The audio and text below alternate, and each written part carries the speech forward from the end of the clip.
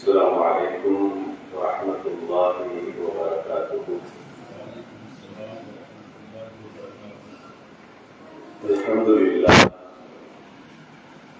الحمد لله رب العالمين، والعاقبة للمتقين، والصلاة والسلام على سيد المرسلين سيدنا محمد صلى الله عليه وسلم وعلى آله وأصحابه أجمعين ومن تبعهم بإحسان إلى يوم الدين. أما بعد، رب اشرح لي صدري ويسر لي أمري واحلل عقدة من لساني يفقهوا قولي. الصلاة والسلام عليك يا سيدي يا رسول الله، خذ بيدي قلت حيلتي أدركني مرادي يا رسول الله يا شفيع المذنبين. رضينا بالله ربا وبالإسلام دينا وبسيدنا محمد صلى الله عليه وسلم نبيا ورسولا وبشيخنا محي الدين عبد القادر الجيلاني رضي الله تعالى عنه شيخا ومرشدا.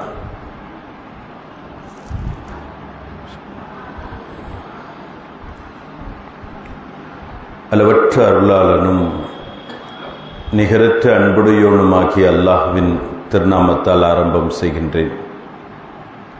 சாந்தியும் சமாதானமும் எம்பெருமானார் அஹ்மதே முஜ்தபா முஹம்மதே முஸ்தபா ஸல்லல்லாஹு அலைஹி வஸல்லம் அவர்கள் மீதும், அவர்களின் உற்றார் உறவினர்கள், சஹாபாக்கள், தாபீன்கள், தபு தாபீன்கள், அவுலியாக்கள், நாதாக்கள், சுஹதாக்கள் அனைவர்கள் மீதும் என்றென்றும் நின்று நிலவட்டுமாக.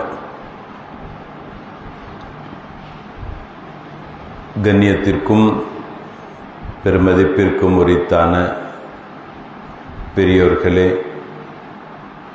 அன்பிற்குரித்தான சகோதரர்களே, பாசத்திற்குரித்தான தாய்மார்களே, சகோதரிகளே, அல்லாஹ் சுப்ஹானஹு வ தஆலா கல்பில் நிறைந்த கௌசுல் ஆதம் முஹியுத்தீன் அப்துல் காதிர் ஜீலானி ரலியல்லாஹு தஆலா அன்னவர்களினுடைய நினைவாக இச்சபையில் நம்மை ஒன்று கூடச் செய்ததை போல் நாளை சுவனப்பூஞ்சோலையில் நமது உயிருக்கு உயிரான, உயிரிலும் மேலான உத்தம திருத்தூதர் ஹாத்தமுன் நபியீன் கண்மணி நாயகம் முஹம்மதுர் ரசூலுல்லாஹி ஸல்லல்லாஹு அலைஹி வஸல்லம் அன்னவர்களோடு ஒன்று கூடக்கூடிய பெரு நசீபினையும் பாக்கியத்தையும் தந்தருள் புரிவானாக. வாழும் காலமெல்லாம் நோய் நொடியின்றி ஆரோக்கியத்தோடும் வல்ல ரஹ்மானின் எல்லா விதமான வளங்களையும் பெற்று வாழக்கூடிய நல்ல நசீபுள்ள மக்களாக அல்லாஹ் நம்மையும் நம் சந்ததிகளையும் ஆக்கியருள் புரிவானாக. மரணிப்பதற்கு முன்னால் காபத்துல்லா சென்று பலமுறை ஹஜ் செய்யும் பாக்கியத்தையும் மன்னர் மஹ்மூது முஸ்தபா ஸல்லல்லாஹு அலைஹி வஸல்லம் அன்னவர்களை கனவிலும் நனவிலும் புனிதமா மதீனா நகரம் சென்றும் ஜியாரத்து செய்யக்கூடிய பேரின்ப பாக்கியத்தை அல்லாஹ் நமக்கும் நம் சந்ததிகளுக்கும் வாழ்வில் நிறைவாக தந்தருள் புரிவானாக. அருமையானவர்களே,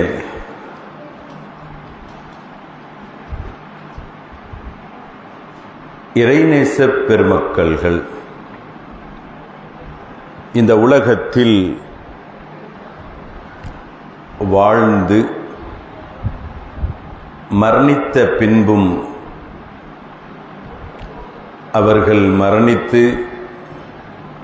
பல 100 வருடங்கள் கடந்ததாக இருந்தாலும் இன்றும்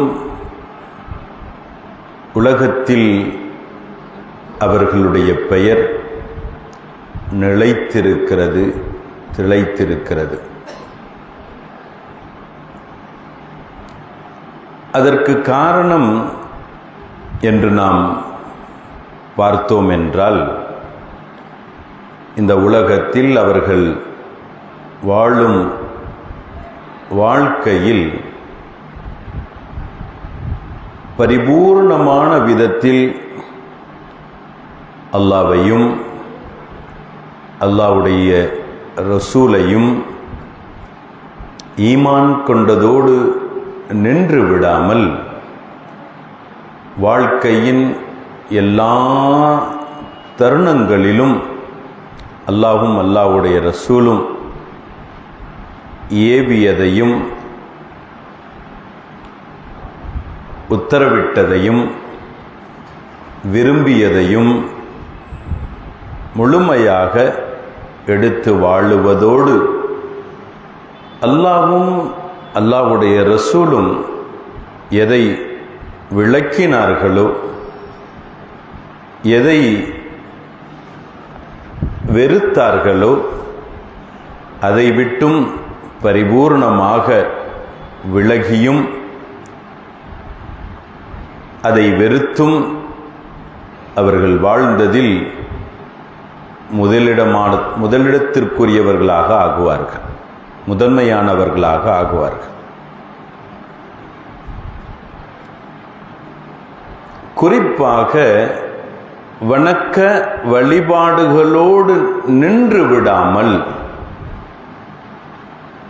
ஒரு மூமின் என்றால், ஒரு முஸ்லிம் என்றால் எப்படியெல்லாம் அவனுடைய குணம் இருக்க வேண்டும், குணநலங்கள் இருக்க வேண்டும், பண்புகள் இருக்க வேண்டும், பழக்க வழக்கங்கள் இருக்க வேண்டும் என்று அல்லாஹ்வாலும் அல்லாஹ்வுடைய ரசூலாலும் ஏவப்பட்டதையும் பரிபூர்ணமாக அவர்கள் எடுத்து நடந்து வாழ்ந்ததே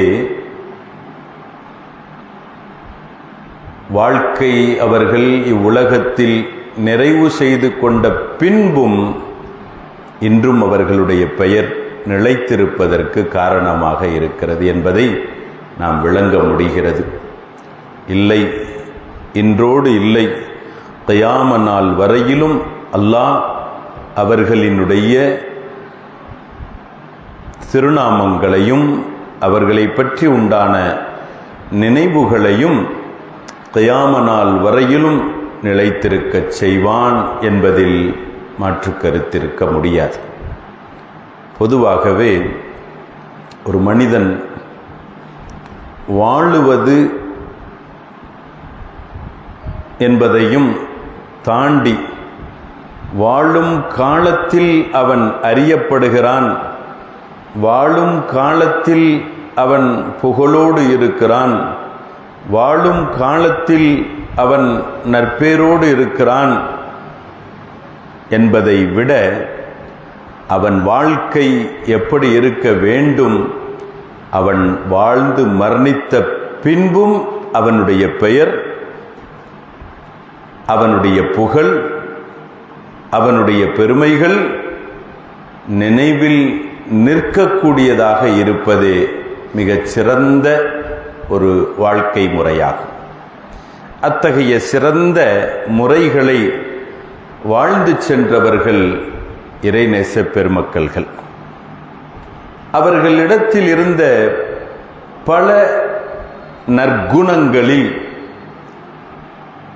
பல வகையான நற்பண்புகளில் அலாதியான ஒரு சிறந்த ஒரு பண்பு, தான் எவ்வளவு உச்சம் தொட்டவர்களாக இருந்த போதும் தன்னிடத்தில் தன்னடக்கம், தன்னிடத்தில் பணிவு, தன்னிடத்தில் தான் பெரியவன் என்ற நினைப்பில்லாத கிபிரியத்தை விட்டொழித்து, கிபிரியத்தை தூக்கி எறிந்து தவாதோ எனும் பணிவை அவர்கள் வாழ்க்கையில் கடைபிடித்ததும் அவர்களுடைய பல நல்ல குணநலங்களில் ஒன்றாகும். அல்லாஹ் சுப்ஹானஹு வ தஆலா நல்லோர்களை நேசிக்கக்கூடிய நமக்கும் நல்லோர்களை உகந்து கொள்ளக்கூடிய நமக்கும் அவர்களினுடைய நல்ல குணநலங்களை எடுத்து நடக்கும் தௌஃபீக்கை தந்தருள் புரிவானாக. குறிப்பாக வாழ்க்கையில் சிகரம் தொட்டாலும் பணிவோடு நாம் நடந்து கொள்ளக்கூடிய வாழக்கூடிய ஒரு நல்ல ஒரு ஒழுக்க முறையை அல்லாஹ் நமக்கு வழங்கி அருள்வானாக.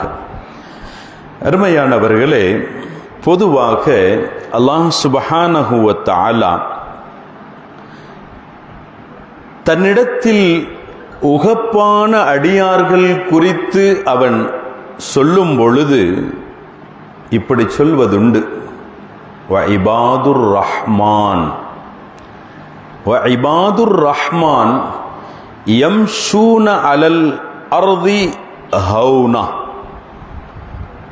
ரஹ்மானினுடைய அடியார்கள் யாரென்றால், ரஹ்மானினுடைய உகந்து கொள்ளப்பட்ட, ரஹ்மானிடத்தில் அங்கீகரிக்கப்பட்ட அங்கீகாரமான அடியாரினுடைய பண்பு என்னவென்றால், யம்ஷூன அலல் அர்தி ஹௌனா.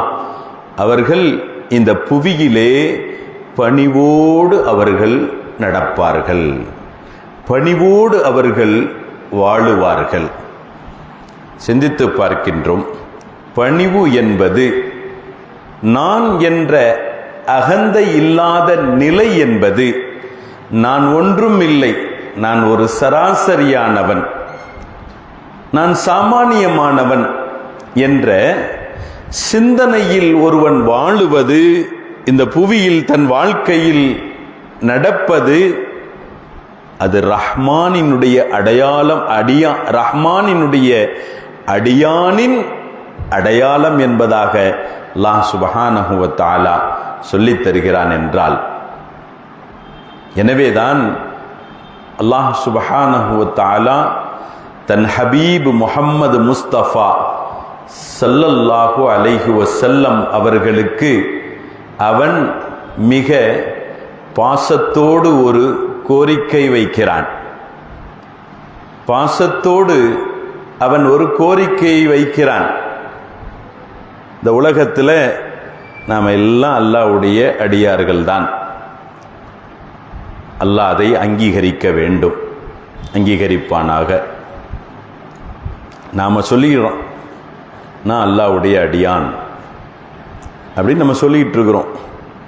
நம்முடைய சொல்லுக்கு இறைவனிடத்தில் அங்கீகாரம் இருக்கிறதா? உண்மையில் நாம் சொன்னது போன்று அல்லாஹ் நம்மளை அடியானாக ஏற்றுக்கொண்டானா?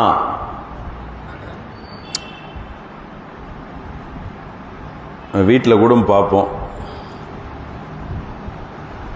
ஒரு பிள்ளை தன் தந்தையை குறித்து சொல்லுவார், நான் வாப்பா செல்லம், நான் எங்கள் அத்தா செல்லம், எங்கள் அத்தா மேலே எனக்கு மேலே என் மேலே எங்கள் அத்தாவுக்கு அவ்வளவு ஒரு பிரியம் அப்படின்னு சொல்கிறான். மகன் சொல்கிறான்.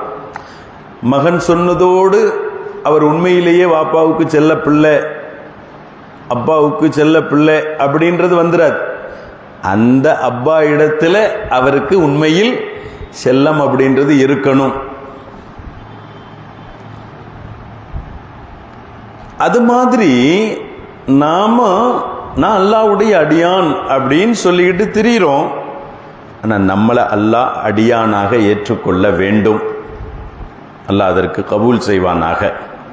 ஆனால் அல்லாஹ் நம்ம தன் அடியானாக அவன் ஏற்றுக்கொள்வானா, கொண்டானா, இல்லையா என்பது கியாமத்தில் வெளிப்படும். இப்போ நமக்கு தெரியல. அல்லாஹ்வுடைய அடியான் அப்படின்னு சொன்னா அவன் சொன்ன பிரகாரம் நம்முடைய வாழ்க்கை முழுவதும் இருக்கணும். எனவே இந்த உலகத்தில் அல்லாஹ்வுடைய அடியான் என்பது அங்கீகாரமானது, இறைவனிடத்தில் அங்கீகாரமானது என்ற ஒருவர் இந்த உலகத்தில் யாரும் இல்லை, ஒரே ஒரு தாத்தை தவிர. அந்த தாத் புனிதத்தின் புனிதத்திலும் புனிதமான தாத். அது நம்முடைய உயிரிலும் மேலான கண்மணி நாயகம் முஹம்மதுர் ரசூலுல்லாஹி ஸல்லல்லாஹு அலைஹி வஸல்லம் அவர்களுடைய தாத் முகத்தஸ். ஏனென்றால் அல்லாஹ் தன் படைப்பு யாவிலும் நான் இவரை என்னுடைய அடியாராக அங்கீகரித்து கொண்டேன்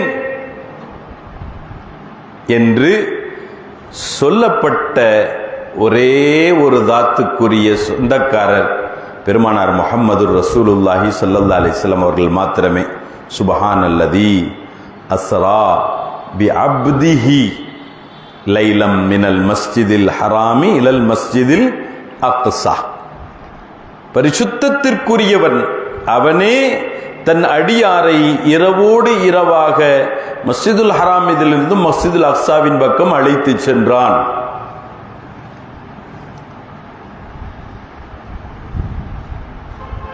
இந்த விதத்தில் அல்லாஹுவினுடைய அடியாராக அங்கீகாரமாகுவதற்கு அல்லாஹ் பல வழிகளை சொல்லித் தருகிறான். அதில் ஒன்று அவனுக்கு முழுக்க முழுக்க அடிபணிந்து நடப்பது. அந்த முழுக்க முழுக்க அடிபணிந்து நடப்பதில் ஒரு அம்சம் பணிவு என்ற ஒழுக்க முறையை நாம் கையாளுவது. பணிவை நாம் கையாண்டால் ரஹ்மானினுடைய அடியாராக ஆகக்கூடிய, ரஹ்மானினுடைய அடியாரினுடைய குணமாக ஆகக்கூடிய ஒரு சூழலில் நமக்கான ரஹ்மானுக்கான அடியான் அல்லாஹ்விடத்தில் நாம் அடியான் என்பது அங்கீகாரமாகி விடுகிறது என்பதற்கு ஒரு அடையாளமாகும். எனவே ஸல்லல்லாஹு அலைஹி வஸல்லம் அல்லாஹு தஆலா அவர்களை தன்னுடைய அடியாராக தேர்ந்தெடுத்து கொண்டான், அடியாராக அங்கீகரித்து கொண்டான் இல்லையா? அந்த அடியாராக அங்கீகரித்து கொள்ளப்பட்டதின் அடிப்படையில் அந்த அடியாருக்குண்டான அழகிய ஒழுக்க முறைகள் அவர்களிடத்தில் வெளிப்பட வேண்டும் என்பதற்காக அல்லாஹ் அன்போடு உத்தரவிடுவான் பெருமானார் அவர்களுக்கு, வஹ்ஃபித் ஜனாஹக லிமனித்தபஅக மினல் முஃமினீன். யா ரசூலல்லாஹ், முஃமினீன்களிலிருந்தும் யார் உங்களை பரிபூரணமாக உங்களை பின்பற்றுபவர்களாக இருக்கிறார்களோ, பின்பற்றக்கூடியவர்களாக இருப்பார்களோ, அவர்களிடத்தில் நீங்கள் பணிவோடு நடந்து கொள்ளுங்கள். வஹ்ஃபித் ஜனாஹக லிமனித்தபஅக மினல் முஃமினீன் என்ற விதத்தில் அல்லாஹ் சுப்ஹானஹு வ தஆலா அழகிய குணத்தை தன்னுடைய உகப்புக்குரிய தூதுவர் முஹம்மதுர் ரசூலுல்லாஹி ஸல்லல்லாஹு அலைஹி வஸல்லம் அவர்களுக்கு அவன் சொல்லித் தருகிறான் என்றால் சிந்திக்கின்றோம். குர்ஆன் சொல்லும் பணிவற்ற நிலை, தவாதுக்கு அப்பாற்பட்ட நிலை, நான் என்ற அகந்தையினுடைய நிலை. அல்லாஹு தஆலா இத்தகைய குணமுடையவர்களை நான் உகந்து கொள்வதில்லை என்பதை அவன் சொல்வான். வலா தம்ஷி ஃபில் அர்தி மர்ஹா, நெஞ்சை நிமிர்த்தி ஆணவத்தோடு நீ நடக்காதே. நெஞ்சை நிமிர்த்தி ஆணவத்தோடு, அதாவது நான் என்ற அகந்தையோடு இந்த உலகத்தில் நீ வாழாதே. ஏனென்றால் இன்னல்லாஹ லா யுஹிப்பு குல்ல முஹ்தாலின் ஃபஹூர், அல்லாஹ் பெருமை அடித்து திருபவர்களை, நான் என்ற அகந்தையோடு நிற்பவர்களை, வாழுபவர்களை, தற்பெருமை பேசுபவர்களை, தற்பெருமை பாராட்டுபவர்களை அவன் ஒருபோதும் நேசிப்பதில்லை, விரும்புவதில்லை. பொருள் என்ன? இப்படிப்பட்டவர்கள் எல்லாம் வெறுக்கிறான் என்பதாகும். 70 தாயிலும் மேலான இரக்கம் கொண்ட ரப்புல் ஆலமீன் அவன் வெறுத்து விடுவான் என்றால், அவன் நம்மை வெறுத்து புறம் முதுகுக்கு தள்ளி விடுவான் என்றால், புறம் தள்ளி விடுவார் என்றால், நாம் யாரிடத்தில் போய் நமக்காக விமோச்சனத்தை தேடுவது என்பதை நாம் சிந்தித்து பார்க்கின்றோம். அல்லாஹ் சுப்ஹானஹு வ தஆலா இத்தகைய துர்பாக்கியமான ஒரு குணத்தை விட்டும் நம்மையும் நம்முடைய சந்ததிகளையும் அல்லாஹ் வல்ல இறைவன் பாதுகாத்தருள்வானாக. அருமையானவர்களே, ஹஜ்ரத் சய்யிதுனா இமாம் கஸ்ஸாலி ரலியல்லாஹு அன்ஹு அவர்கள் சொல்லித் தருவார்கள், அல்லாஹ்வுக்கு பிடித்தமான அடியார் என்பதை விட ஒரு விஷயத்தை நாம மனசுல வச்சுக்கிறோம். இந்த உலகத்தில் நாம் வாழக்கூடிய வாழ்க்கையில், நம்முடைய வாழ்க்கையில் நம்மை சார்ந்திருப்பவர்கள் நண்பர்கள் அப்படின்னு வச்சுக்கிறோம், அல்லது ஊரார்கள், மஹல்லாக்காரர்கள். இவங்க நம்மளோடு சண்டை போட்டுட்டாங்க, நம்மளை வெறுத்துட்டாங்க அப்படின்ற அந்த உலகத்தில் நம்மளால் வாழ முடியாதுன்னு ஆகுமா? அப்படி பார்த்தா எத்தனையோ பேரோடு நம்ம பகைச்சிக்கிட்டு வாழ்ந்துட்டு இருக்கிறோம் இல்லையா? மூமினின் அடையாளம் பகைத்து வாழுவதல்ல. மூமினுடைய அடையாளம் யாரோடும் விரோதம் கொண்டு வாழுவதல்ல. அல்லாஹ் நமக்கிடையில் இணக்கமாக வாழும் தௌஃபீக்கை தருவானாக. குறிப்பாக சொந்த பந்தத்தோடு இணக்கமாக வாழக்கூடிய தௌஃபீக்கை தருவானாக.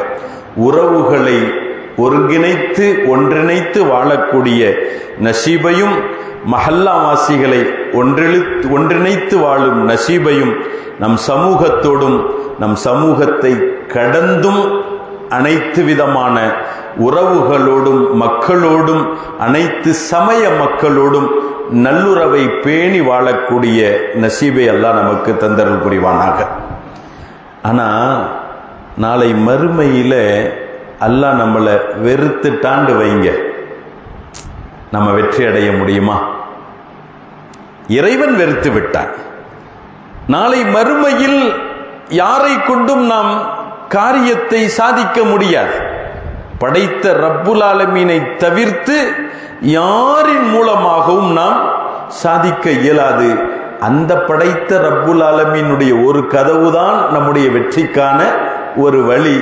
அந்த கதவே நமக்கு மூடப்பட்டு விட்டால் அல்லாஹ் இந்த துர்பாக்கிய நிலையிலிருந்தும் நம்மை, நம்முடைய சந்ததிகளையும் பாதுகாத்தருள்வானாக. சொல்லித் தருவார்கள் இமாம் கஸ்ஸாலி ரலியல்லாஹு அன்ஹு அவர்கள், அல்லாஹ்விடத்தில் மிக்க உயர்வுக்குரியவர், அல்லாஹ்விடத்தில் மிக்க நெருக்கத்திற்குரியவர் யார் என்றால், இந்த உலகத்தில் வாழும் பொழுது யார் தன்னை தற்பெருமையிலிருந்தும் தாழ்த்தி, தன்னை எந்த அளவிற்கு ரப்புக்கு முன்பும் ரப்பினுடைய படைப்பிற்கு முன்பும் ரப்பின் குதிரத்துக்கு முன்பும் தன்னை எவ்வளவுக்கு எவ்வளவு பணிவாக்கிக் கொள்வாரோ அவ்வளவுக்கு அவ்வளவு இறைவனிடத்தில் அவர் உயர்வுக்குரியவராக இருப்பார். தன்னை தாழ்த்த தாழ்த்த, நான் ஒன்றும் இல்லை, நான் ஒன்றும் இல்லை, நான் ஒரு பூஜ்யம், நான் ஒரு பூஜ்யம், என்னிடத்தில் ஒன்றும் இல்லை, எனக்குரியதென்று ஒன்றும் இல்லை, என்னுடைய சொந்தம் என்று ஒன்றும் இல்லை, எல்லாம் என் ரப்பை கொண்டிருக்கிறது, எல்லாம் என்னை படைத்தவனை கொண்டிருக்கிறது என்ற நிலைக்கு வருவது இறைவனிடத்தில் நம்மை மிக்க உயர்வுபடுத்தக்கூடியதாக இருக்கிறது என்பதை ஹதரத் சையதுனா இமாம் கஸ்ஸாலி ரலியல்லாஹு அன்ஹு அவர்கள் நமக்கு சொல்லித் தருவார்கள். இன்னைக்கு நம்மிடத்தில் பொதுவாக நான் என்ற ஒரு தன்மை உண்டு.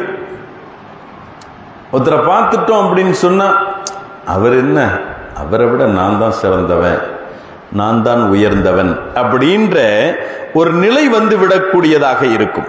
அருமையானவர்களே, சொல்லித் தருவார்கள் ஹதரத் சையதுனா இமாம் ஹசன் ரலியல்லாஹு அன்ஹு, நாயகத்தினுடைய திருப்பேரர் சையதுனா இமாம் ஹசன் ரலியல்லாஹு அன்ஹு அவர்கள் சொல்லித் தருவார்கள், அவர்களிடத்தில் பணிவு என்ற ஒரு நிலை குறித்து கேள்வி கேட்கப்பட்டது.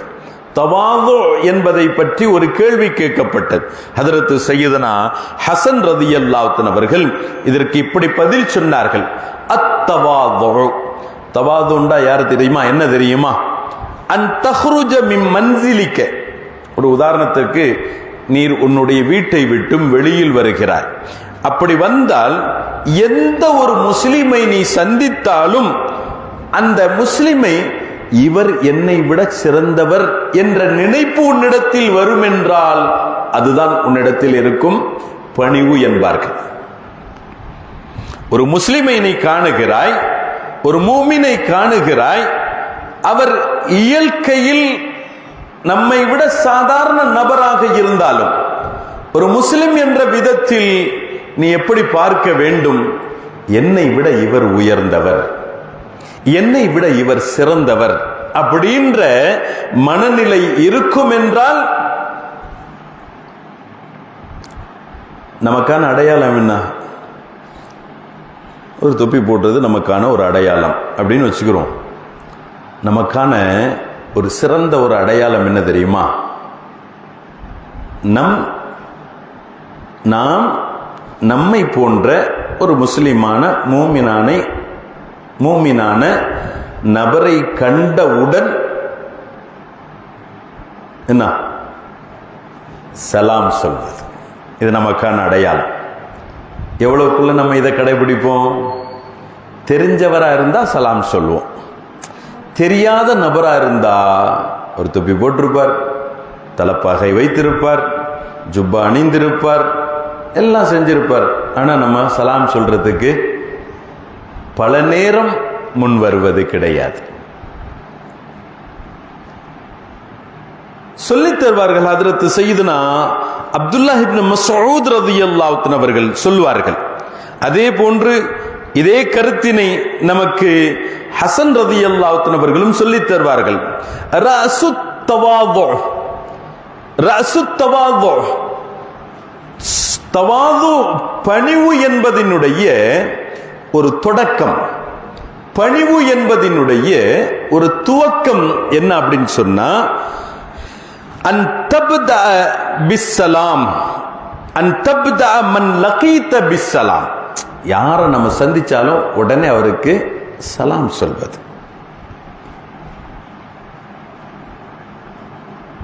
இப்போ நாம ஒரு கெப்பாசிட்டி வச்சிருக்கிறோம், ஒரு ஏற்றம் இறக்கம் ஒன்று வச்சிருக்கிறோம். அவரா இருந்தா அவர் தான் எனக்கு சலாம் சொல்லணும். அவர் என்னை விட சாதாரண ஆள், அவருக்கு எப்படி நான் சலாம் சொல்லுது? அவர் தான் எனக்கு சலாம் சொல்லணும். அதனால நம்ம அவர் சில நேரத்தில் அவர் சலாம் சொல்லலண்டே வச்சுக்கிறோமே. கொஞ்சம் ரொம்ப நெருக்கமான ஆள், அறிமுகமான ஆள் இருந்தா என்ன சலாம்லாம் சொல்ல மாட்டியோ? கேள்வி வேறு. இந்த நிலை வந்தாலே நாம் நம்மை நாமே எப்படி ஆணவத்தின் பக்கம் தள்ளி கொண்டிருக்கிறோம், தற்பெருமையில இருக்கிறோம் அப்படின்றது இதனுடைய அடையாளம் ஆகிறது. எனவே தான் அப்துல்லாஹ் இப்னு மஸ்ஊத் ரலியல்லாஹு அன்ஹு சொன்னாங்க, தவாது பணிவு என்பதினுடைய துவக்க நிலை என்னவென்றால் சந்தித்த ஒருவருக்கு சலாம் சொல்ல தயங்காமல் இருப்பதாகும். அதே சமயத்தில் நாம் அவரை குறித்து எப்படி நினைத்துக் கொள்ள வேண்டும் என்றால், இவர் என்னை விட சிறந்த மனிதர், என்னை விட சிறந்த மனிதர். அருமையானவர்களே, தொழுகையை நாம் பெரிதாக நினைக்கிறோம். உண்மையில் தொழுகை பெரிய விஷயம். நான் சொல்றது நஃபிலான தொழுகை. அப்ப நஃபிலான தொழுகையே பெரிய விஷயம்டா, ஃபர்தான தொழுகை அது அதை விட உயர்வானது. வணக்க வழிபாடுகள், நற்கர்மங்கள். ஆனா இந்த நற்கர்மங்கள் எல்லாம் பணிவுன்றது ஒண்ணு இல்லைன்னு வச்சுக்கிறீங்களேன், அவைகள் எல்லாம் ஒரு ஏற்றத்தை எட்டுவதை விட்டும் அது விலகிவிடக்கூடியதாக இருக்கும்.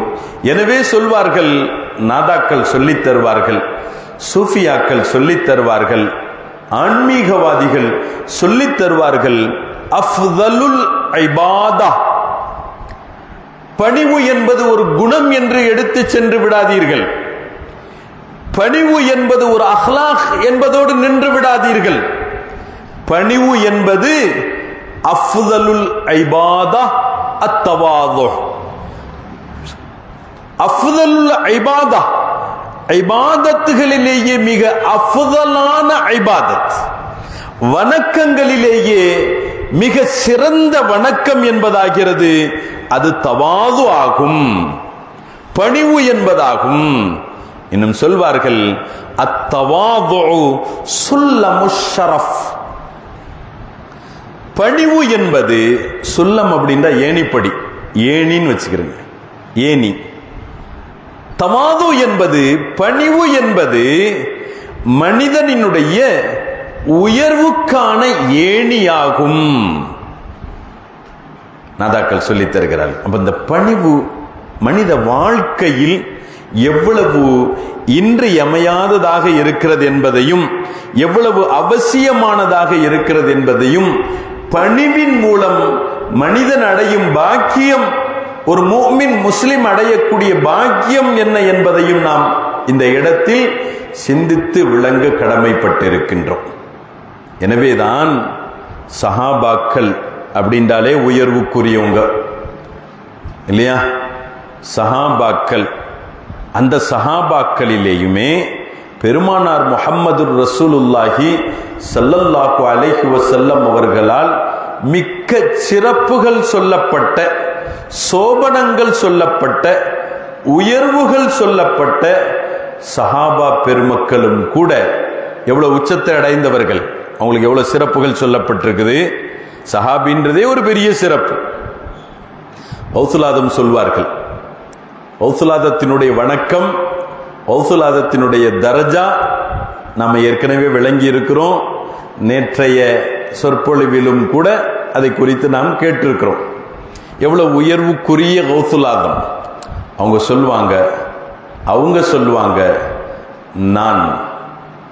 நான் ஒரு சாதாரண சஹாபியினுடைய குதிரையின் கால்குளம்பில் படிந்திருக்கக்கூடிய மண்ணை விடவும் நான் சராசரியானவன், சாதாரணமானவன். சாதாரண சஹாபி. அது என்ன சாதாரண சஹாபி அப்படின்னா, ஒரு மனிதர் ரசூலுல்லாஹி ஸல்லல்லாஹு அலைஹி வஸல்லம் அவர்களை பார்த்தார், பெருமானாரை கரம் பிடித்தார், பெருமானாரிடத்தில் கலிமா சொல்லி பைஅத் செய்தார். அதோடு சரி, அவருடைய வாழ்க்கையில் எந்த ஒரு சுபஹான் அல்லாஹ் என்ற அமலும் கூட இருந்திருக்கல. அதே நிலையில் அவர் மரணித்து போனார். அப்ப இவற்றை இருக்கிறது எது மட்டும்தான்? வெறும் கலிமா மட்டும்தான். அந்த கலிமா ரசூலுல்லாவை பார்த்து அவர்களின் புனிதம் மிகும் கரம் பிடித்து பைஅத் செய்து அந்த கலிமாவை சொல்லி இருக்கிறார். இவர்தான் சராசரி சஹாபி.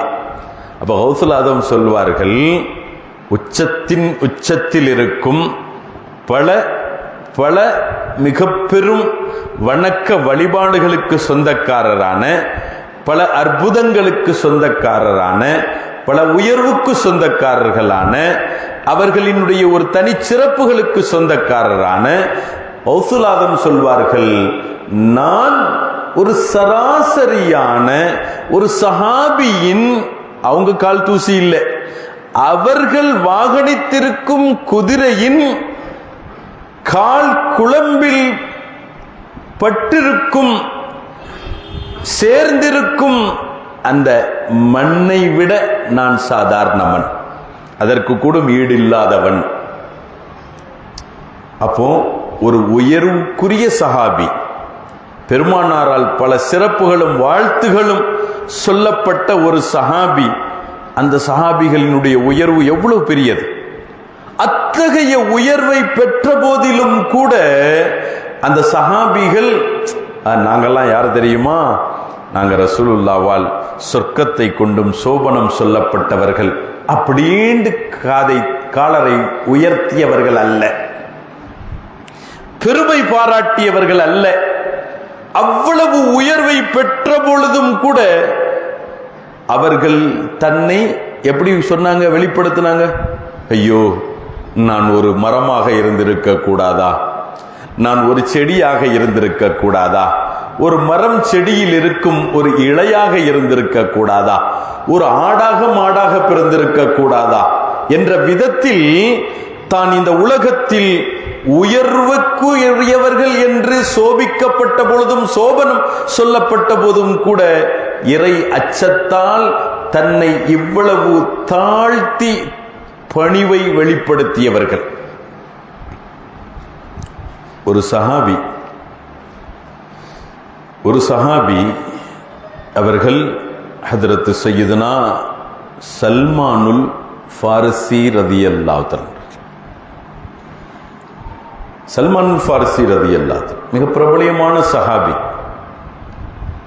இவங்களுக்குண்டான ஒரு உயர்வு அப்படின்னு சொல்றதா இருந்தா, இவர்களை பற்றி ஒரு உச்சமாக சொல்வதாக இருந்தால், இவர்கள் ஒரு யுத்த களத்தில் அகல் யுத்தம், ஹந்தக் யுத்தம், அதில் ரசூலுல்லாவுக்கு ஒரு மஷூரா சொல்லுவாங்க. ரசூலுல்லா, எதிரிகளிடத்திலிருந்து நம்மளை தற்காத்துக்கிறதுக்கு நாம் இருக்கிற இடத்தை சுற்றி அகல் தோண்டுனா என்ன, ஹந்தக் தோண்டுனா என்ன, எங்களுடைய பாரசீக நாட்டிலெல்லாம் எதிரிகளோடு யுத்தம் சூழலில் எங்களுடைய நாட்டை சுற்றி நாங்கள் அகல் தோண்டிக் கொள்வோம் அப்படின்னு சொன்னோன்னு ஸல்லல்லாஹு அலைஹி வஸல்லம், இது நல்ல ஐடியாவாக இருக்குது. அப்போ இப்படி ஒரு ஐடியாவை சொன்னதற்கு சஹாபாக்களுக்கெல்லாம் ஒரு சந்தோஷம். சஹாபாக்கள்லாம் சொன்னாங்க, சல்மான் எங்களை சார்ந்தவர், சல்மான் எங்கள் குடும்பத்தில் உள்ள ஒரு உறுப்பினர் அப்படின்ற மாதிரி சொன்னாங்க. கேட்டு ஸல்லல்லாஹு அலைஹி வஸல்லம் சொன்னாங்க, லா பல் சல்மானும் மின்னா, சல்மானும் மின்னா, சல்மான் எங்களை சார்ந்தவர், சல்மானும் மின் அஹ்லில் பைத். பெருமானார் சொல்றாங்க, சல்மான் என் குடும்பத்தை சார்ந்தவர். இதை விட வேறு வாக்கியம் என்ன வேணும்? இதை விட ஒரு பெரிய சிறப்பு வேற என்ன வேண்டும்? இப்படி சிறப்பு கூறப்பட்டவர்கள் சல்மானுல் ஃபாரிசி ரலியல்லாஹு அவர்கள். இந்த சல்மான் அவர்களை ஒரு காலகட்டத்தில் குறைஷிகள், அரேபிய மக்கள், அவங்க என்ன சொன்னாங்க, ஏளனமாக பேசினாங்க. என்ன இருந்தாலும் நீங்க ஒரு அடிமை தானே, அடிமையா இருந்து இஸ்லாத்துக்கு வந்தவங்க தானே அப்படின்றாங்க. உண்மையாதான். சல்மான் ஃபாரிசி ரலியல்லாஹு அவர்கள் அன்றைய கொள்ளை கூட்டத்தார்களால் பிடித்து வைக்கப்பட்டு சந்தையில் கொண்டு வந்து விற்கப்பட்டவர்கள். ஒரு விதத்தில் அவர்கள் அடிமையாக வாழ்ந்து வந்தவர்கள். நீங்களாம் அடிமைகள், நாங்க அரேபியர்கள் அப்படின்ற மாதிரி ஒரு பெருமை பேசினாங்க. அப்ப நம்மள மாதிரி ஆளா இருந்தா நம்ம வேற மாதிரி சொல்லியிருப்போம். என்னையாப்பா சாதாரண ஆளுன்னு சொல்ற, நான் யார் தெரியுமா, ரசூலுல்லாவால் இப்படி ஒரு சோபனம் சொல்லப்பட்டவன் அப்படின்னு பெருமையா எடுத்துரைத்திருந்திருப்போம். அவருடைய வார்த்தைக்கு மறுப்பும் அவருடைய வாயடைப்பதற்குண்டான பதிலையும் நாம் சொல்லி இருந்திருப்போம். ஆனா சல்மான் ஃபாரிசி ரலியல்லாஹு அவர்கள் சொன்னாங்க, சரிதான்பா, நீ சொல்றது சரிதான், நான் சாதாரண ஆள். خُلِقْتُ مِنْ نُطْفَةٍ قَذِرَةٍ. ஆமா, ஒரு அழுக்கான அசுத்தமான நீரிலிருந்தும் படைக்கப்பட்டவன் நான். ثُمَّ أَعُودُ جِيفَةً مَيْتَةً. கொஞ்ச காலம் போச்சுன்னு சொன்னா நான் செத்த பிணமாயிருவேன். நேரத்துக்குள்ள அடக்கிட்டா ஃபபிஹா, நேரம் தாண்டிட்டா, எவ்வளோ பெரிய ஹாஜியா இருந்தாலும், எவ்வளோ பெரிய செல்வந்தராக இருந்தாலும், மரணித்து எத்தனை நாள் ஆனாலும் சந்தனம் மலம் கமலும் அப்படின்ற மாதிரியா இருக்குது. யாரா இருந்தாலும் மரணித்துட்டோம் அப்படின்னு சொன்னா குறிப்பிட்ட நேரம் தாண்டிடுச்சுண்டா குடும்பத்தார்கள் நம்ம மேல ரொம்ப பாசம் உள்ளவங்க தானே, வச்சுக்கிடுவாங்களா? ஐயோ என்னதை, அவர் இறந்தாலும் பரவாயில்லை, நான் என் வீட்டை விட்டு நான் வெளியே தள்ள மாட்டேன், அவரை நான் என் வீட்டுக்குள்ளேயே வச்சுக்கிடுவாங்களா? ஒட்டு துணி இல்லாம உருவிட்டு விட்டுருவாங்க. அது குறிப்பிட்ட நேரம் கடந்தால் இயல்பாகவே நம்முடைய உடலில் இருந்தும் பிணத்திற்கு உண்டான என்ன நிலையோ அதுதான். இப்ப சொல்றாங்க சல்மான் ஃபாரிசி ரலியல்லாஹு அவர்கள், உண்மைதான், நான் ஒரு சாதாரணமானவன். ஏன்? குலிக்து மின் நுத்ஃபத்தின் கதிரத்தின், அசுத்தமான அழுக்கான ஒரு நீரிலிருந்தும் நான் படைக்கப்பட்டவன். பிறகு மீண்டும் நான் செத்த பிணமாக மாறிவிடக்கூடியவன். இப்படி இருக்கும் நிலையில எனக்கு என்னங்க பெருமை இருக்கிறது? ஆனா இதுக்கப்புறமா நான் கபரில் இருந்தும் எழுப்பப்படுவேன். சும்ம புஇஸ்து, பிறகு நான் எழுப்பப்படுவேன். பிறகு நான் ஆத்தியல் மீசான், அமல்கள் நிறுவப்படும் அந்த மீசானை நோக்கி நான் வருவேன். ஃபைன் சகுல, அந்த மீசான் கனமானதாக மாறும் என்றால் ஃபன கரீமுன், நான் உயர்வுக்குரியவன். வயின் ஹஃப, அந்த மீசான் கனமாக மாறுவதற்கு பகரமாக அது இலேசாகி விடக்கூடியதாக இருக்கும் என்றால், கனமற்றதாக ஆகிவிடக்கூடிய என்றால் ஃபனல்ல ஈமுன், நீ என்ன மோசமானவன் சொல்றது?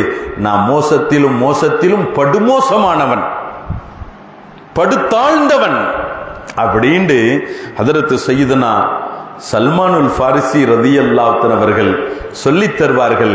இந்த உலகத்தில் பெருமை அடிப்பதற்கு என்னவிருக்கிறது? இந்த உலகத்தில் பெருமை அடிப்பதற்கோ ஆகிரத்தில் பெருமை அடிப்பதற்கோ ஒன்றுமில்லை.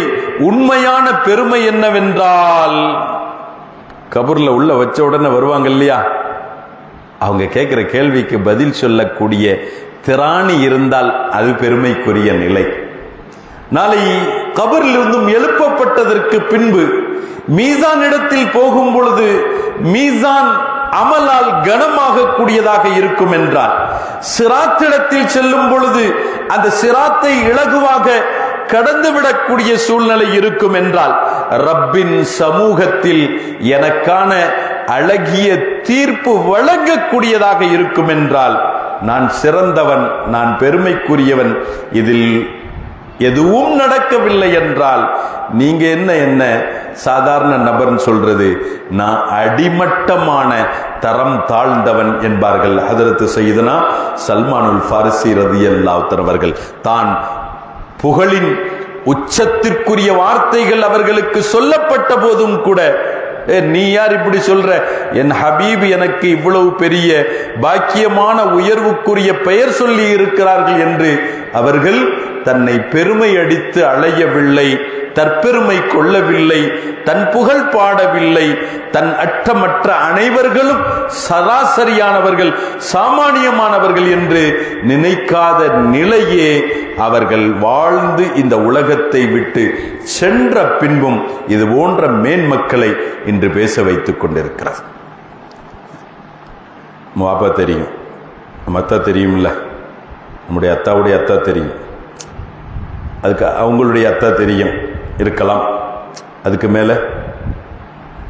மேலே நம்ம பரம்பரை நமக்கு தெரியல இல்லையா, நம்ம குடும்பம்.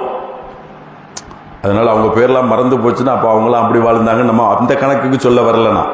நான் ஏன் சொல்ல வரேன்டா, 1400வது வருடம், 1400 வருடத்திற்கு முன்பு வாழ்ந்த பெருமக்கள் இன்னைக்கு நம்ம நினைவுல இவ்வளவு பிரகாசமாக இருக்கிறார்கள் என்றால் அவர்களுடைய அந்த வாழ்க்கை தூய்மைகள் அவர்களை வாழ வைத்திருக்கு. நான் ஆரம்பத்தில் சொன்ன மாதிரி, ஒரு மனிதன் வாழும் காலத்தில் பிரபலியமாக இருப்பதை விட வாழ்ந்த பின்னாலும் அவன் பெயர் மங்காமல் இருக்குமே, அந்த வாழ்க்கை சிறப்புக்குரிய வாழ்க்கை. அத்தகைய வாழ்க்கை வாழ்ந்தவர்கள் இது போன்ற இறைநேச பெருமக்கள்கள். அருமையானவர்களே, ஹதரத் சையதுனா சித்திகுல் அக்பர் ரலியல்லாஹு அன்ஹு அவர்கள் நமக்கு தெரியும் இல்லையா. சித்திகுல் அக்பர் ரலியல்லாஹு அன்ஹு எவ்வளவு பெரிய புகழுக்குரியவர்கள், சிறப்புக்குரியவர்கள், சஹாபி என்பதையும் தாண்டி அந்த சஹாபிகளில் தலையானவர்கள் என்பதையும் தாண்டி பெருமானார் ஸல்லல்லாஹு அலைஹி வஸல்லம் சொன்ன செய்தி,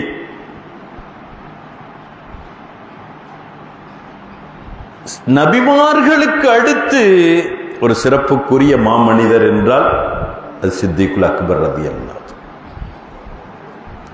ஸல்லல்லாஹு அலைஹி வஸல்லம் சொன்னாங்க, ஸல்லல்லாஹு அலைஹி வஸல்லம் அவர்கள் சொன்னார்கள், வானில் இருக்கும் நட்சத்திரங்கள் அளவுக்கு ஒருவர் அமல் செய்ய ஒருவருடைய அமல் இருக்குமா, ஒருவருடைய நன்மை இருக்க முடியுமா? ரசூலுல்லாஹ் சொன்னாங்க, இருக்க முடியும். அவர்தான் உமர் இப்னுல் கத்தாப் அப்படின்னாங்க ஸல்லல்லாஹு அலைஹி வஸல்லம். பக்கத்தில் ஆயிஷா நாய் உட்கார்ந்துருந்தாங்க. அப்போ எங்க வாப்பா? ஸல்லல்லாஹு அலைஹி வஸல்லம் சொன்னாங்க, உங்க வாப்பாவினுடைய ஒரு நாளுடைய அமல் தான் உமர் இப்னுல் கத்தாபினுடைய வாழ்நாள் முழுவதும் என்னுடைய அமல்.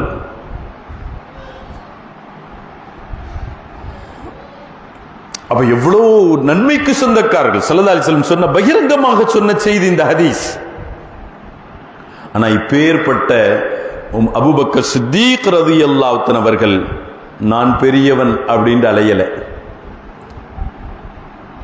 நான் என்ற அகந்தையில் இருக்கவில்லை.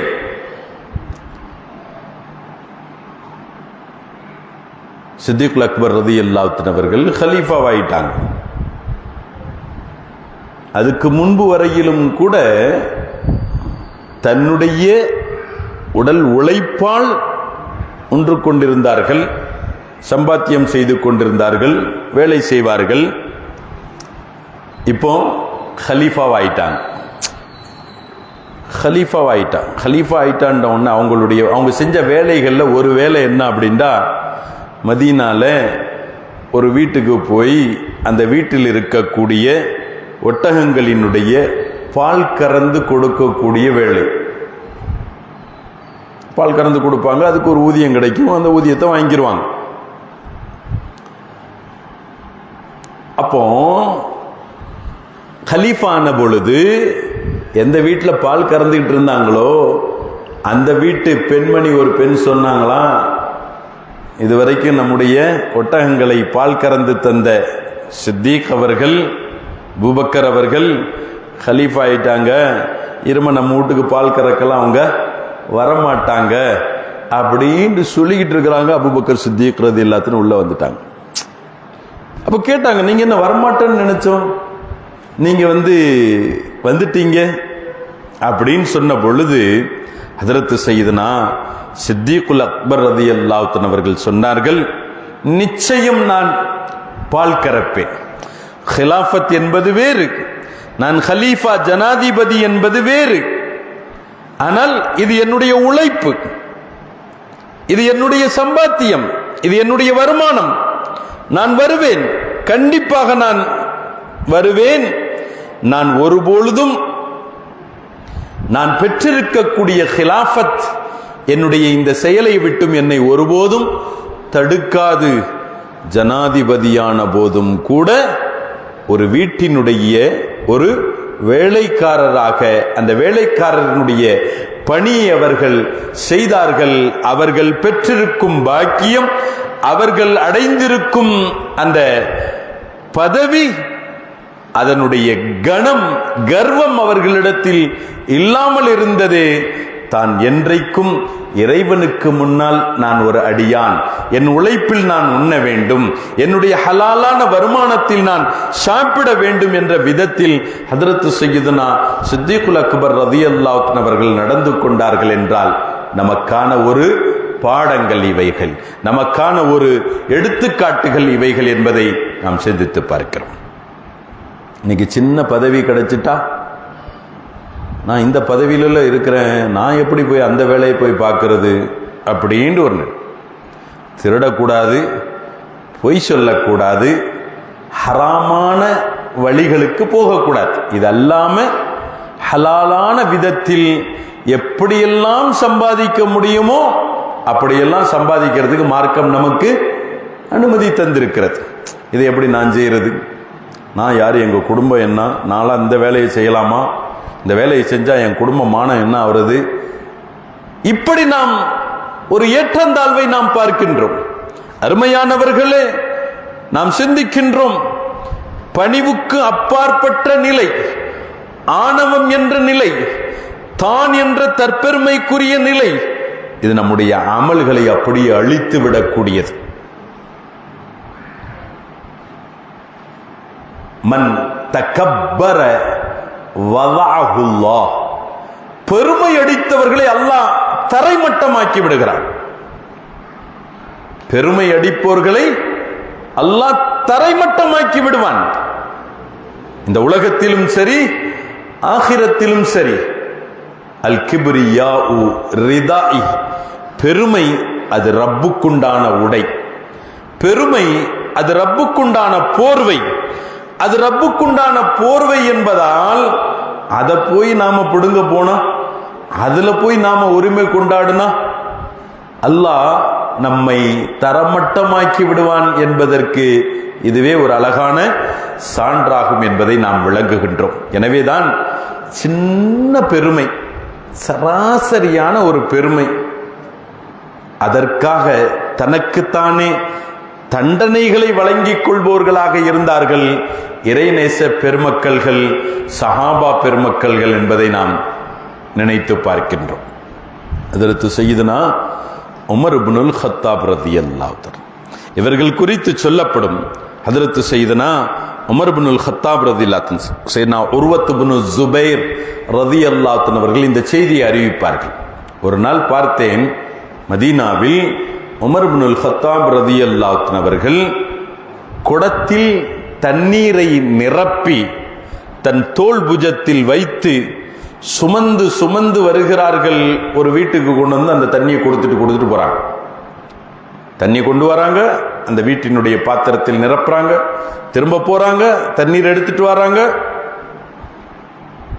அன்னைக்கு ஒன்றும் தெருவில் வரக்கூடிய தண்ணி நம்ம வீடுகளுக்கு முன்னால் இப்போ பைப்புகள் வச்சு கவர்மெண்ட் தருதே, இப்போ அதையும் ரோட்ல இருந்து உள்ள தந்துட்டாங்க இல்லையா, வீட்டுக்குள்ளேயே தந்துட்டாங்க. அப்போ தெருவுக்கு வர வேண்டிய அவசியமும் இல்லை.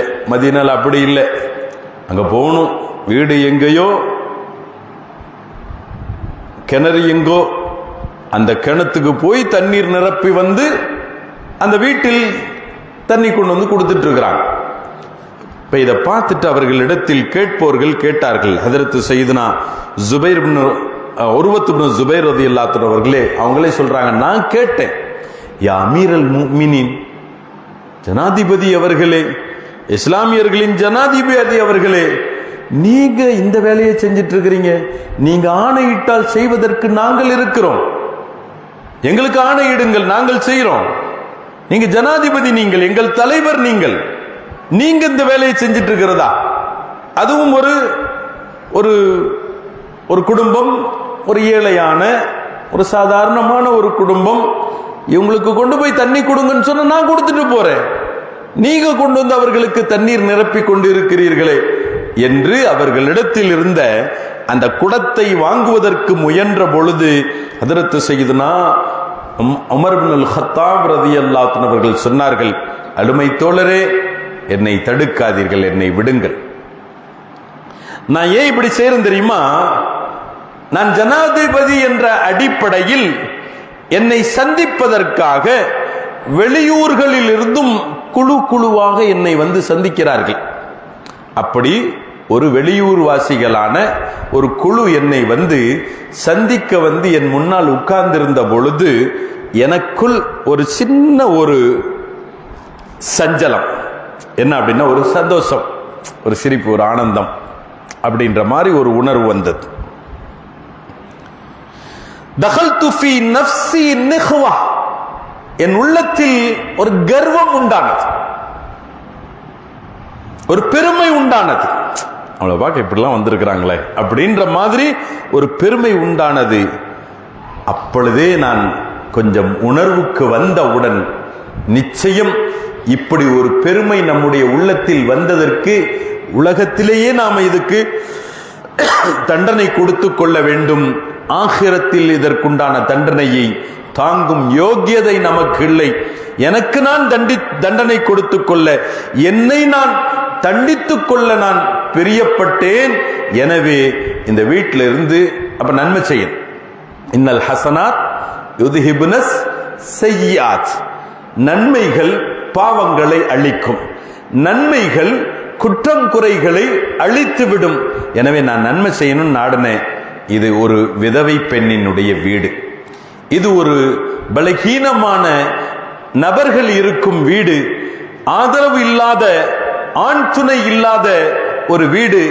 இந்த மக்களுக்கு நான் என்னால் இயன்ற உதவி செய்ய வேண்டும் என்று நாடியவனாக இந்த தண்ணீரை நிரப்பிக் கொண்டு வந்து ஊற்றி, நான் நன்மையின் மூலம் என்னுடைய உள்ளத்தில் ஏற்பட்ட அந்த பெருமை என்ற பாவத்திற்கு ஒரு மருந்திட வேண்டும், பெருமை என்ற பாவத்தை அழிக்க வேண்டும் என்ற விதத்தில் நான் இந்த தண்ணீரை சுமந்து வந்து கொண்டிருக்கிறேன், என்னை தடுக்காதீர்கள் என்றார்கள் என்றால் நாம் சிந்தித்து பார்க்க.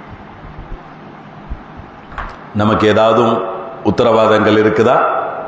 நமக்கு ஏதாவது சிறப்புண்டு ஏதாவது வானுலகிலிருந்தும் நமக்கு சொல்லப்பட்டிருக்கிறதா? நமக்கு நாமே சொல்லிக்கிட்டா தான் உண்டு.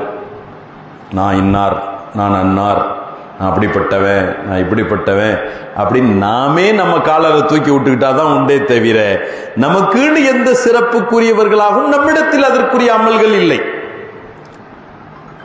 அப்ப அமலின் உச்சத்திலும் புகழின் உச்சத்திலும் உமர் இப்னு கத்தாப் ரலியல்லாஹு தன்கான புகழ் என்ன? 2 புகழை சொல்லலாம்.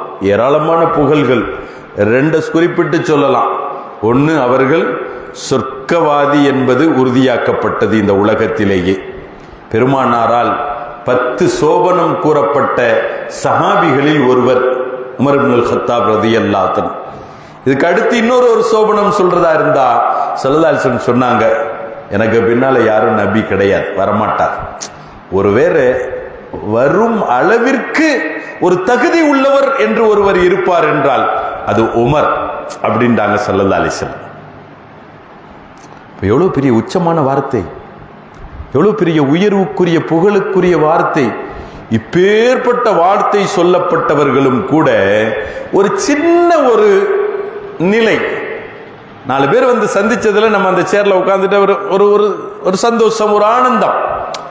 இந்த ஒரு ஆனந்தம் வந்ததற்கு அவர்கள் தன்னைத்தானே இப்படி தண்டித்துக் கொண்டார்கள் என்றால் அருமையானவர்களே, காரணம் பெருமானார் ஸல்லல்லாஹு அலைஹி வஸல்லம் அவர்களினுடைய உபதேசத்தின் அடிப்படையில் பெருமை இந்த உலகத்தில் மாத்திரமல்ல, ஆகிரத்திலும் இறை பார்வையில் இருந்தும் நம்மை தாழ்த்தி விடக்கூடியதாக இருக்கும் என்ற காரணத்தினால் அந்த பெருமையிலிருந்தும் அவர்கள் இவ்வளவு தூரம் விலகி சென்றவர்களாகவும், பெருமையை கொண்டும் நடுங்கக்கூடியவர்களாகவும், பணிவை தன்னுடைய உடுப்பாக, பணிவை தன்னினுடைய ஒரு மிக பெரும் குணமாக, தன்னுடைய பழக்க வழக்கமாக அவர்கள் ஆக்கிக் கொண்டு உலகத்தில் ஜொலித்ததோடு மாத்திரமல்ல, நாளை மறுமையிலும் அவர்கள் ஜொலிப்பார்கள்.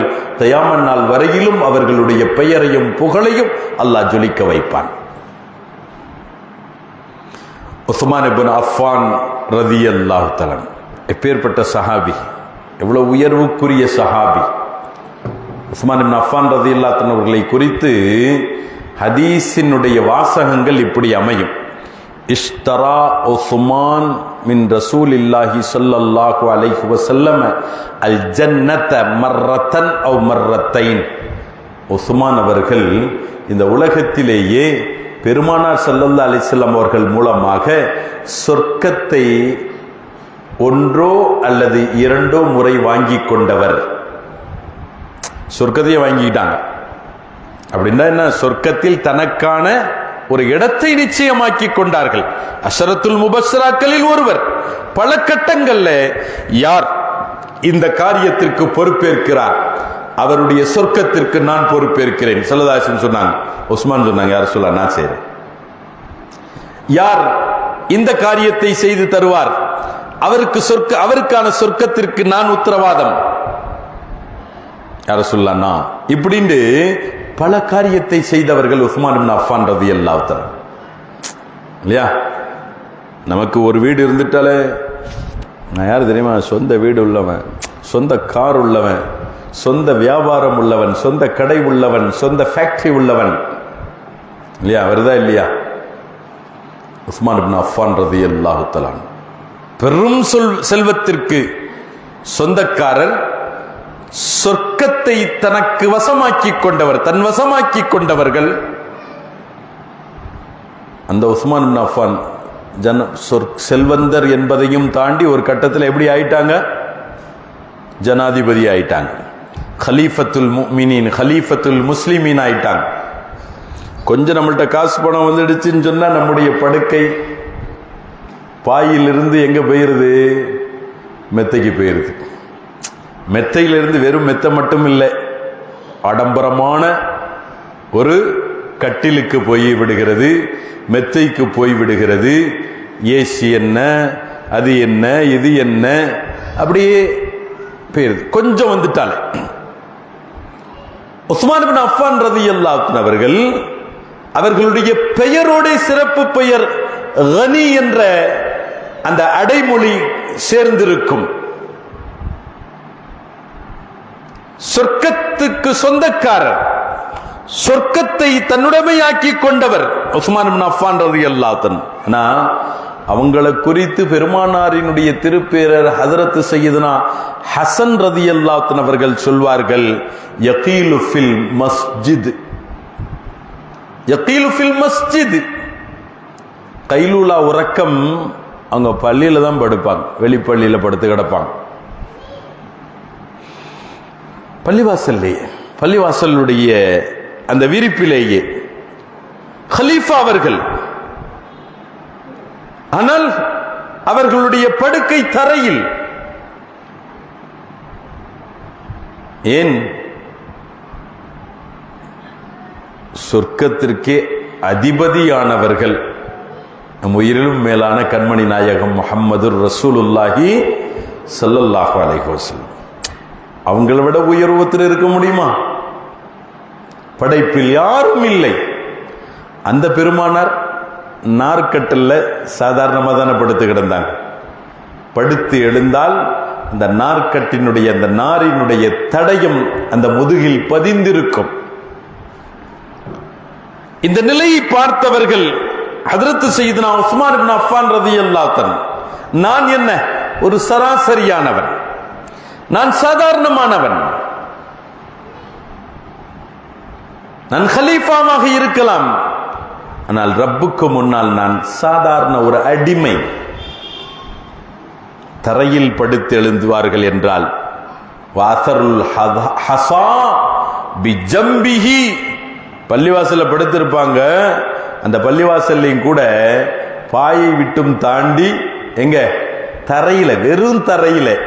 பொதுவா வெறும் தரைன்னு சொன்னா ஒரு சின்ன சின்ன மண் துகள்கள், சிறு சிறு கல்லுகள் இருக்கலாம். இதெல்லாம் அவர்களுடைய முதுகில் விழாப்பகுதியில் பதிந்திருக்கும், அல்லது அது பதிந்ததினுடைய தடயம் இருக்கும் என்பார்கள் வரலாற்று ஹஜ்ரத் சையதுனா ஹசன் ரலியல்லாஹு அன்ஹு அவர்கள். என்றால் நாம் சிந்தித்து பார்க்கின்றோம், அல்லாஹ் சுப்ஹானஹு வ தஆலா தன்னுடைய நேசர்கள், தன்னுடைய நல்லடியார்களை எப்படி ஒரு அழகிய குணத்தோடு வாழ வைத்திருக்கிறான் என்பதை நாம் சிந்திக்கின்றோம். அல்லாஹ் அந்த நல்ல பண்புகளை நமக்கும் தந்தருள் புரிவானாக. சின்ன பதவி வந்துட்டா நம்மளை கூப்பிடுறதையும் கூட என்ன நீ இப்படிதான் கூப்பிடணும் அப்படின்னு நாம சொல்லக்கூடிய அளவிற்கு நமக்குள் கர்வங்களும் பெருமைகளும் தான் என்ற நிலையும் நம்மை தொத்திக் கொள்கின்றது. ஹஜ்ரத் சையதுனா உமர் பின் அப்துல் அசீஸ் ரலியல்லாஹு தஆலா, உமர் சானி, இரண்டாம் உமர் அவர்கள் என்று போற்றப்படும் அளவிற்கு ஒரு நேர்மையான, ஒரு உண்மையான, ஒரு துடிப்பு மிக்க, துணிச்சல் மிக்க ஒருவராக இருந்தவர்கள் உமர் பின் அப்துல் அசீஸ் ரலியல்லாஹு தஆலா. இயற்கையில மிகப்பெரிய செல்வத்திற்கு சொந்தக்காரர், மிக பெரும் செல்வத்திற்கு சொந்தக்காரர். இன்னைக்கு ஏழையாக இருந்து ஆட்சிக்கு வந்த பின்னால் செல்வந்தர்களானவர்கள், பண வசதிக்குரியவர்களாக ஆனவர்கள் என்று உலகத்தில் நிறைய பேர்களை எண்ண முடியும். ஆனால் ஆட்சிக்கு வந்ததுனால வறுமைக்குரியவராக ஆனவர் என்று பார்த்தால் இஸ்லாமிய அரசர்கள், இஸ்லாமிய ஆட்சி செய்தவர்கள், இஸ்லாமிய ஹலீஃபாக்களை தான் நாம் எடுக்க முடியும். அப்படி உமர் பின் அப்துல் அசீஸ் ரலியல்லாஹு அன்ஹு அவர்கள் மிகப்பெரிய வசதி வாய்ப்புக்குரியவர்கள். வழி இல்லாமல் அந்த ஆட்சி அதிகார பொறுப்பை கையில் எடுத்துக்கொண்டார்கள். அவர்களிடத்தில் ஒப்படைக்கப்பட்டது. ஒப்படைக்கப்பட்ட உடனே செஞ்ச வேலையே வீட்டுக்கு வந்தாங்க. மனைவிட்ட சொன்னாங்க, கையில் காதில் இருக்கிற நகைகளை எல்லாம் கழட்டித்தாங்க. வீட்டில் இருக்கக்கூடிய சேமிப்பில் இருக்கக்கூடிய பணங்கள் எல்லாத்தையும் ஒன்று சேர்த்தாங்க. அவர்களுடைய சொத்து என்பதற்காக உண்டான எழுத்துமானங்கள் இவைகளையெல்லாம் எடுத்தாங்க. எல்லாத்தையும் கொண்டு போய் நேர முஸ்லிம் மக்களை ஒன்று திரட்டினார்கள். இங்கே பாருங்கள், இதெல்லாம் என்னுடைய சொத்து இந்த நிமிஷம் வரைக்கும். ஆனால் அடுத்த நிமிஷத்திலிருந்து இது இஸ்லாமிய பைத்துல் மாலுக்கு சொந்தமானது அப்படின்னு அவ்வளத்தையும் ஒப்படைச்சிட்டு, நான் ஹலீஃபாவாக இருந்துக்கிட்டு இந்த பணத்தோடு இருப்பது எனக்கு முறை இல்லை அப்படின்னு சொன்னாங்க. இந்த உமர் இப்னு அப்துல் அசீஸ் எவ்வளோ ஒரு அழகிய ஒரு குணபாவனை, சுபாவம், அம்சம். இவர்களை அமீர் இல்லையா, இப்போ அமீர் என்ற விதத்தில் சில பேர்கள் சந்திக்க வந்தார்கள்.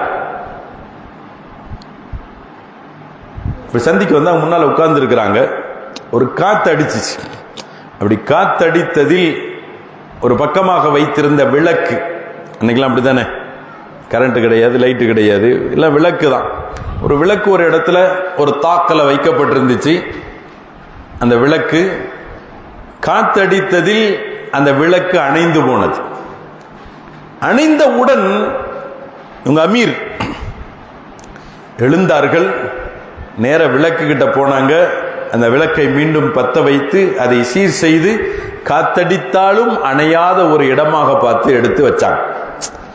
அப்போ முன்னால் இருந்த மக்கள் சொன்னாங்க, என்ன அமீருல் முஃமினீன் அவர்களே, என்ன வேலை பண்ணீங்க? நாங்கள் தான் முன்னால் இருக்கிறோமே, எங்கள்கிட்ட சொன்னால் நான் போய் நாங்கள் எடுத்து அதை சரி பண்ணி வச்சிட போகிறோம். அப்போ ஹதரத்து சையதுனா உமர் இப்னு அப்துல் அசீஸ் ரலியல்லாஹு அன்ஹு சொன்னாங்க, இப்போ நான் செஞ்சதில் எனக்கு என்ன ஆகிப்போச்சு? செய்யறதுக்கு முன்பும் விளக்கை சரி செய்வதற்கு முன்பும் நான் யார்? Umar ibn Abdul Azeez. எழுந்து போய் இந்த விளக்கை சீர் செய்து வந்த பின்பும் இப்பவும் நான் உமர் இப்னு அப்துல் அசீஸ் தானே. நான் போய் அந்த விளக்கை சீர் செஞ்சுட்டு சீர் செய்து வைத்து வந்து விட்டதினால் எனக்குள்ள ஏதாவது குறைவு ஏற்பட்டுட்டா என் வேலையை நான் செய்தேன். இல்லை, நீங்க அமீருல் முஃமினீன், நான் உங்களுக்கான ஒரு சேவகன். நான் உங்களுக்கான ஒரு சேவகன், உங்களுக்கு சேவை செய்வதற்காக தேர்ந்தெடுக்கப்பட்டவன், அவ்வளவுதான். இதே மாதிரி இன்னொரு நாள் ஒருவர் வாசலில் நின்று கொண்டு யாரு? உமர் இப்னு அப்துல் அசீஸ் ரலியல்லாஹு அன்ஹு வீட்டு வாசல்ல நின்றுகிட்டு அமீருல் முஃமினீன், அமீருல் முஃமினீன், அமீருல் முஃமினீன் அப்படின்னு திரும்ப திரும்ப சத்தம் கொடுத்துக்கிட்டே இருக்கிறார். உமர் அப்துல் அசீஸ் அமைதியா இருந்தாங்க. மூணாவது தடவையும் சொன்ன உடனே இரண்டாவது அடுத்து சொன்னார், யா ஹலீஃபத்தல்லாஹி ஃபில் அர்த், உலகத்தில் இறைவனால் நியமிக்கப்பட்ட ஹலீஃபாவே அப்படின்றாங்க. உமர் இப்னு அப்துல் அசீஸ் இதை கேட்டுட்டு சொன்னாங்கப்பா, இப்படிலாம் நீ கூப்பிடாத. நான் பிறந்த சந்தர்மா, நான் பிறந்த பொழுது என் தாயும் தந்தையும் எனக்கென்று ஒரு பெயரை வைத்திருக்கிறார்கள், அதை சொல்லி கூப்பிடு, அதை சொல்லி கூப்பிடு. இல்லையா, நான் பெரியவனாகி வாலிபனாகி திருமணம் முடித்து பிள்ளை பெற்றதினால் எனக்கு மக்கள் எல்லாம் ஒரு பெயர் சொல்லி தந்திருக்கிறார்கள். எனக்கான அந்த பெயர் என்னுடைய பிள்ளையோடு சேர்த்து என்னை அழைக்கக்கூடிய ஒரு புனை பெயரை தந்திருக்கிறார்கள், அதை சொல்லி கூப்பிடு. அதே சமயத்தில் இதையெல்லாம் விட்டு விட்டு இதை சொல்லி கூப்பிட்டிருந்தா கூட நான் என்ன செஞ்சிருப்பேன்? நான் உனக்கு பதில் சொல்லி இருப்பேன். அல்லது நான் இந்த பொறுப்பை மேற்கொண்டதின் காரணத்தினால் எனக்கு மக்கள் அமீர், இஸ்லாமியர்களின் தலைவன் அப்படின்ற விதத்தில் அமீருல் முஃமினீன் அப்படின்ற மாதிரி பேர் தந்திருக்கிறாங்க, அதையாவது சொல்லி கூப்பிடு. அதை விட்டுட்டு ஹலீஃபத்துல்லா ஹலீஃபத்துல்லா ஹலீஃபத்துல்லா அப்படின்னு சொன்னா இந்த உலகத்துல அல்லாஹ்வுடைய ஹலீஃபா அப்படின்றது நான் கிடையாது. அல்லாஹ் தன்னுடைய ஹலீஃபா அப்படின்ற மாதிரி பல நபிமார்களை தன்னுடைய திருமறையில் அவன் குறிப்பிட்டிருக்கிறான். அவர்கள்தான் உண்மையில் அல்லாஹ்வுடைய கலீஃபாக்கள். நான் ஒரு சாதாரண மனிதன், என்னுடைய பெயரை சொல்லி அழை, அல்லது முஸ்லிம்களின் தலைவன் என்ற விதத்தில் என்னை அழைத்துக்கொள், கலீஃபத்துல்லா அப்படின்னு என்னை அழைக்காதே என்ற விதத்தில் ஹதரத் சையதுனா உமர் பின் அப்துல் அசீஸ் ரலியல்லாஹு அன்ஹு அவர்கள் சொல்லித் தருகிறார்கள் என்றால், மேன்மக்களே தான் உச்சம் தொட்ட போதிலும் கூட அவர்களிடத்தில் துளி அளவும் கர்வம் இருந்ததில்லை. தான் உச்சம் தொட்ட போதிலும் கூட அவர்களிடத்தில் தான் என்ற அகந்தை இருந்திருக்கவில்லை. தான் உச்சத்தின் உச்சத்தையே தொட்ட போதும் கூட அவர்கள் தன்னை தானே பணிவின் சிகரமாகவே வெளிப்படுத்தினார்கள், தன்னை ஒரு சராசரியானவர்களாகவே வெளிப்படுத்தினார்கள் என்றால் இதுதான் இபாதுர் ரஹ்மானில் லதீன யம்ஷூன அலல் அர்தி ஹௌனா. அல்லாஹ்வினுடைய ரஹ்மானினுடைய அடியார்களுக்கான குணநலம் என்னவென்றால், அவர்கள் இந்த புவியில் அவர்கள் எப்படி நடப்பார்கள்? மிக்க பணிவோடு நடப்பார்கள். நாம் உயிரிலும் மேலாக நம்முடைய கல்பில் நிறைந்தவர்களாக கௌசுல் ஆதம் முஹையுத்தீன் அப்துல் காதிர் ஜீலானி ரலியல்லாஹு அன்ஹு அவர்கள் அவங்க சொல்லுவாங்க, நாங்க வணக்கத்தால் இவ்வளவு உயர்வடைந்தோம் என்று நினைக்கிறீர்களா? மா வஸல்து இலல்லாஹி தஆலா, அல்லாஹ்வின் அலாதியான நெருக்கத்தை நான் கியாமுல் லைலின் மூலமாக பெற்றிருக்கவில்லை.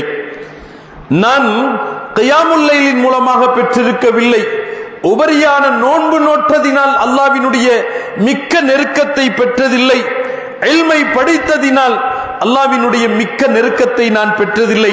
வலாக்கின் வஸல்து இலல்லாஹி தஆலா, ஆனால் நான் அல்லாஹ்விடத்திலே மிக்க நெருக்கத்தை பெற்றதினுடைய காரணம் ஏழை எளிய மக்களுக்கு என்னால் என்ற உதவிகள் செய்ததினால், கரீமாக கரம் செய்ததின் காரணத்தினாலும், பணிவோடு நடந்து கொண்டதின் காரணத்தினாலும், பணிவோடு நடந்து கொண்டதின் காரணத்தினாலும், அதே போன்று இந்த உள்ளத்தில் யாரை பற்றியும் எந்த விதமான தவறான எண்ணமும் இல்லாத இந்த தூய்மையான இந்த உள்ளத்தினுடைய எண்ணத்தினால் என்பதாக கௌசுல் ஆதம் அவர்கள் சொல்லிவிட்டு நமக்கெல்லாம் சொல்லுவார்கள், அலைக பித்தவாது, அலைக பித்தவாது யா குலாம், யா குலாம், என் அடிமையே, என் விரும்பியே, என்னை நேசிப்பவரே, நீ உன் வாழ்க்கையில் பணிவை நீ கட்டாயமாக்கி கொள்வாயாக, பணிவை நீ அவசியமாக்கி கொள்வாயாக என்று சொல்லி நமக்கு உபதேசிக்கிறார்கள் என்றால் நாம் சிந்திக்கிறோம், அல்லாஹ் சுப்ஹானஹு வ தஆலாவிடத்தில் பணிவுக்கு எவ்வளவு பெரிய உயர்வு நிலை இருக்கிறது, பணிவு என்ற குணம் இறைவனுக்கு எவ்வளவு உகப்பானதாக இருக்கிறது. எனவேதான் துணை இறைநேச பெருமக்கள்களும் இறைவனினுடைய அன்புக்கு பாத்தியமானவர்கள் யாவர்களும் இந்த குணத்தை தன்னுடைய ஒரு அலாதியான அவசியமான ஒரு குணமாக பண்பாக ஆக்கி கொண்டு அல்லாஹ்வினுடைய முழுமையான பொருத்தத்திற்குரித்தானவர்களாக அவர்கள் ஆகிவிட்டார்கள் என்பதை நாம் நினைத்து பார்த்து, அப்படி நேசிக்கும் அந்த இறைநேச பெருமக்களினுடைய வாழ்க்கையை கடைபிடிக்கும் தௌஃபீக்குள்ள மக்களாக அல்லாஹ் நம்மை ஆக்கி அருள் புரிவானாக. இறைநேசர்களினுடைய பண்புகளை பின்பற்றக்கூடியவர்களாக அல்லாஹ் நம்மை ஆக்கி அருள்வானாக. அவர்களினுடைய நேசத்தில் நம்மை உண்மையாளர்களாக ஆக்கி அருள்வானாக. அவர்கள் வழிகாட்டி வாழ்ந்து சென்ற வழிமுறைகளை கடைபிடிக்கக்கூடியவர்களாக அல்லாஹ் ஆக்குவானாக.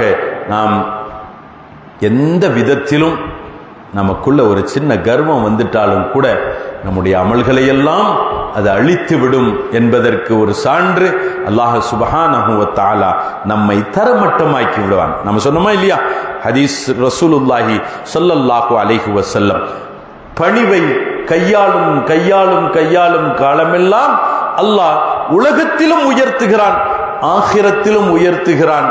பணிவை தவிர்த்து விட்டு தற்பெருமைகளிலும் தான் என்ற அகந்தையிலும் நாம் வாழும் பொழுது இறைவனால் நாம் வீழ்த்தப்பட்டவராக ஆகிவிடுகிறோம்.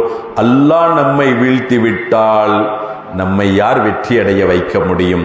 எனவே அல்லாஹ் சுப்ஹானஹு வ தஆலா மூச்சுள்ள வரையிலும் நம்மையும் நம் சந்ததிகளையும் பணிவோடு வாழ்ந்து ஈருலகத்திலும் உயர்வடையக்கூடிய உயர்வு பெற்ற மக்களோடு அல்லாஹ் நம்மை சேர்த்தருள்வானாக.